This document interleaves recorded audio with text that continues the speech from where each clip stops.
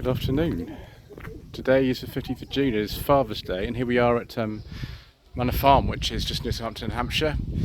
I used to come over with my father back in the 1980s. I don't think I've been here for 30 years, but Loxley Classic Car Club and some others have been invited to display some cars here. So the usual event would happen in Botley Grange, which is associated with Loxley Classic Car Club, isn't happening, and instead we're down here.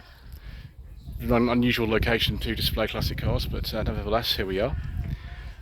So we've got this 59 Zeta, which actually looks a lot better than when I last saw it. I think this has had a full respray on it, which is great. It looks fantastic.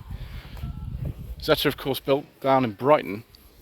They were three wheels for our market, and yeah, it's just turned up. A lot of that looks closed up.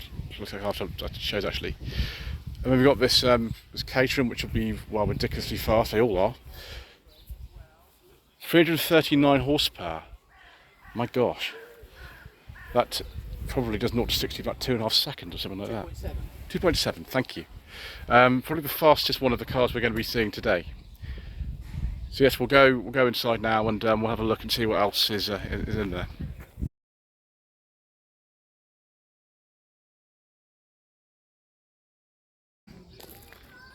This Morris J-Type looks like it actually belongs in the farm.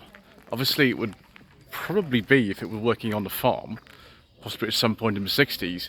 Look a bit like the van in that Dalek Invasion Earth 2150 AD film, when it was supposed to be, I don't know, like 200 years old or something. This one's very nice. I wonder if this is formerly a post van or something.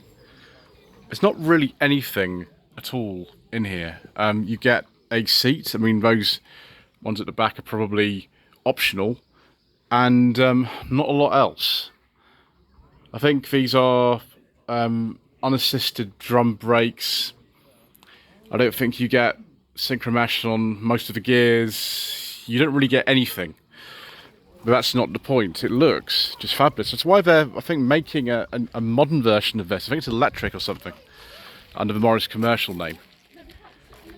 Be about, what, 1953, something like that. They came out in the late 40s, I think. These, and they're made till 1960. And of course, we've got this lovely A30 van, which is owned by a friend of mine who actually got it full of carpentry tools. There we go.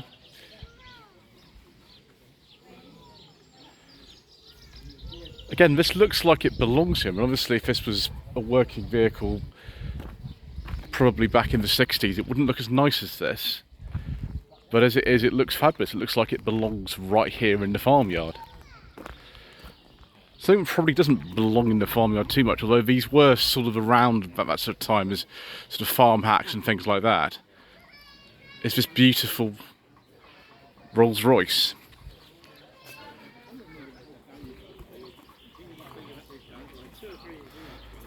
These actually aren't necessarily that expensive to buy. Maybe sort of like £25,000, £30,000 for a car like this. They're not really kind of my sort of thing to use, but it does look beautiful. They've got some very, very nice alpacas here. Oh, very nice. I've not actually been to Manor Farm for about 30 years, so I'm trying to work out the layout of this place so we can find some more cars to film. Now, obviously, we've seen the alpacas. There's obviously a lot of other things around here, but I'm more interested in this Ford Mustang. This is a 1965 model. They also are called 64.5s. This information sheet actually tells you this. This is a 64.5, 65. Registered in May 64. Very early one, like the one in Goldfinger. It was on a B plate, like this one is. Very nice in red. Then we've got the car from the thumbnail. This is a very, very familiar car to us on the channel. First time I filmed this car was in 2020, I believe. It belongs to Mr. Bill from the Fuel Power channel. As you can see, it's a 1991 Mini City with some sort of light modifications on it. He's all original parts. If he really wanted to, he could put it back to standard, but I think it looks alright like this. It has a little trailer that it tows as well.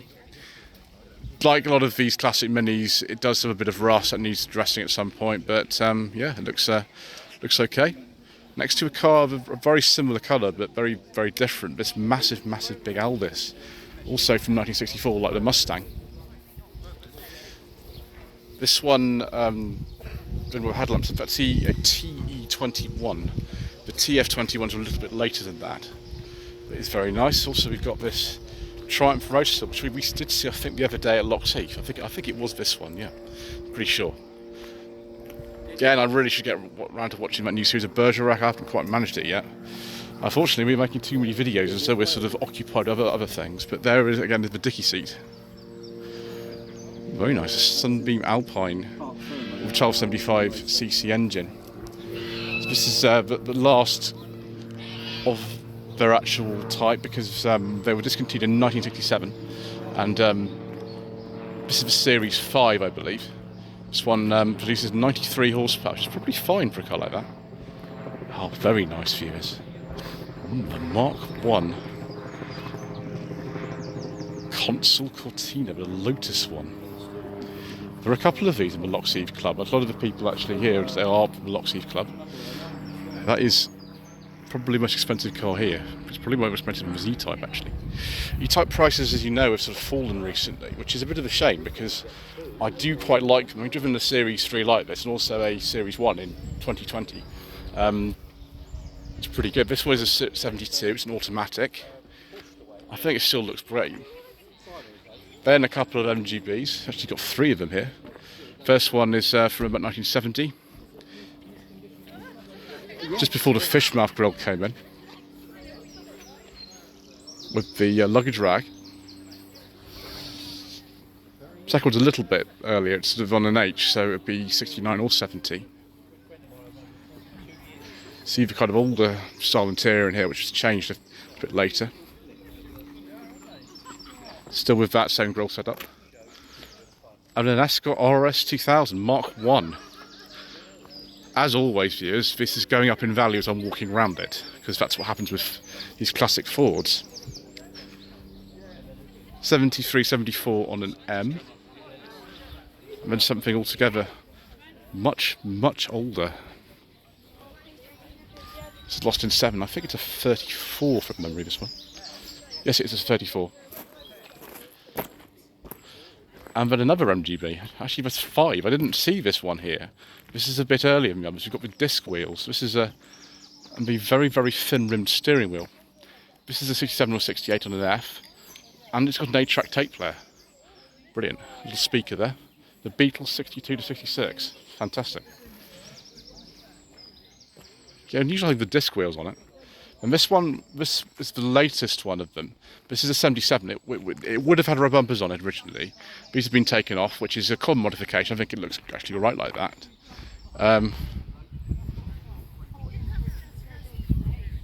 See the sort of later interior in here. It's similar to the 1981 registered car I drove about 2 years ago, which is probably made in 1980 but registered 81. Then Triumph Spitfire Mark 4 with a 1300cc engine in it. Say 1972. Lovely colour. I forget the name of that on Triumphs now. And then a Jowett Jupiter. Brilliant. It's a B from the early 50s. It's a shame that Jowett just went under because of, well, they sourced all their parts locally, really, in Yorkshire. And the engine in this car, the flat twin, was quite problematic. It's unique to them. And, yeah, it was a real shame. It went under about 53, 54, I think. It's not just British cars that are here. We've got this massive thing here. I think this is a Cadillac from the early 50s. It'll be on air ride or hydraulic suspension. That is absolutely enormous. We've got this Ford F100. Short wheelbase, 1960. It's £8,000. Call 07729 478 476. Be 223 straight 6 engine. It's like a Rattler going on here. How much of he's worth? I've absolutely no idea. I've got a clue. Interestingly. Oh, a Cadillac. Oh my gosh, look at this. It's an Eldorado Doral Coupe from 2000 with the North Star V8. Brilliant. It's funny like how American cars in about 2000 have looked a lot older than this. Massive airbag equipped steering wheel. I don't know how much that sort of thing's worth. I wouldn't know. No idea. But we've got 1963 Ford Galaxy F500. It's a very nice looking car, this. Again, I think it's been lowered a bit. Typical column mounted shifter. Bench seats. Twin aerial as well. It reminds me of the stuff they used to use in Thunderball and things like that. They had a few Fords in Thunderball.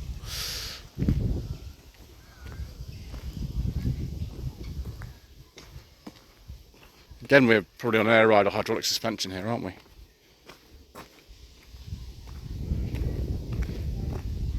It's a Chevy Bel Air. Don't know what year that is. It'll be from the early 50s, I imagine. Interesting. Near the lambing area.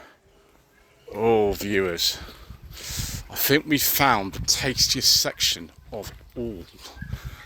There's actually 3 cars in a row over here that I've already filmed on my channel. Look at this. And there's one that I am due to film at some point as well. Yes, viewers, got some tasty treats over here. Start off with this 1988 Volkswagen Golf Mark II GTI. Apparently is in daily use for a Mark II Golf on 298,000 miles. So just have a look. Yep, 298,000 miles. Fabulous. Before the big bumpers came in, which was 1990 on these. It's very, very nice. Also nice is this collection of Toyotas. You would have seen this one recently. This is a 1989 Mark I MRT T-Bar. Steve obviously brought his entire collection with him today, including the Mark IV Supra. We'll have a look at that in a second. I did like this car.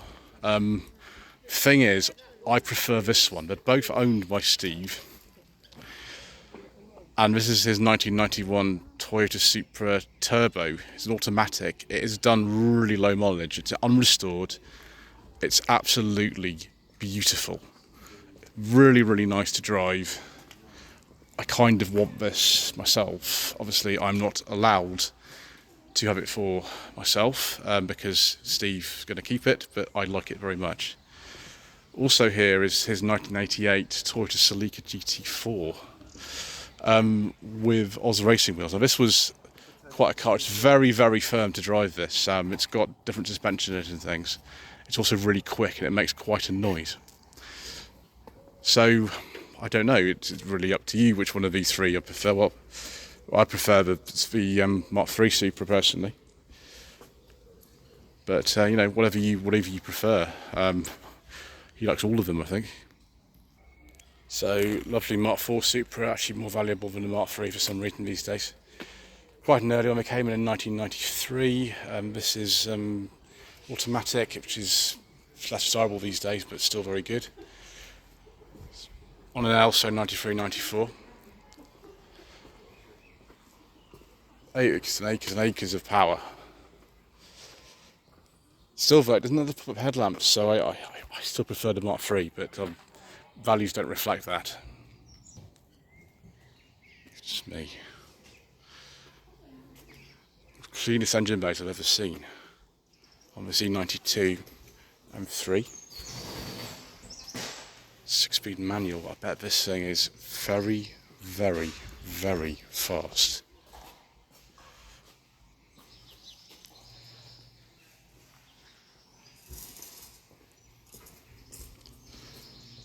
I'm very pleased to see this. I've seen this a few times actually at the Lock Seath events, this Vectra C. It's a VXR. It's quite rare actually, these now. Got turbocharged 2.8 litre V6.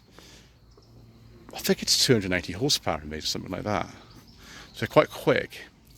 So 2006-7. I don't know how much these are worth actually, to be honest. I don't think they're worth like tons of money yet. They will be at some point. I mean, obviously, if this was like a Cavalier GSI 2000, it would be worth a lot more than that. But I don't think it is. But that, I think, always with these Vectras, they're sort of they're not releasing as classics yet.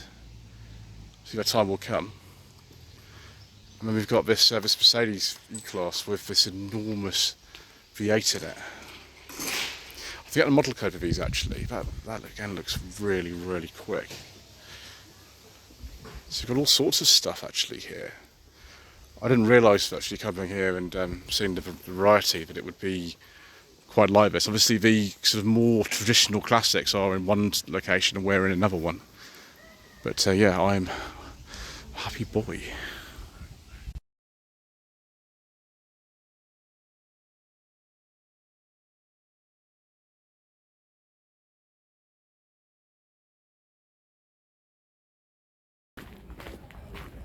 Right viewers, that's it for Father's Day down here at Manor Farm. Thank you ever so much indeed once again for watching. Please don't forget to subscribe to the channel, like this video, leave a comment below, and we shall see you again soon for some more incorrect information.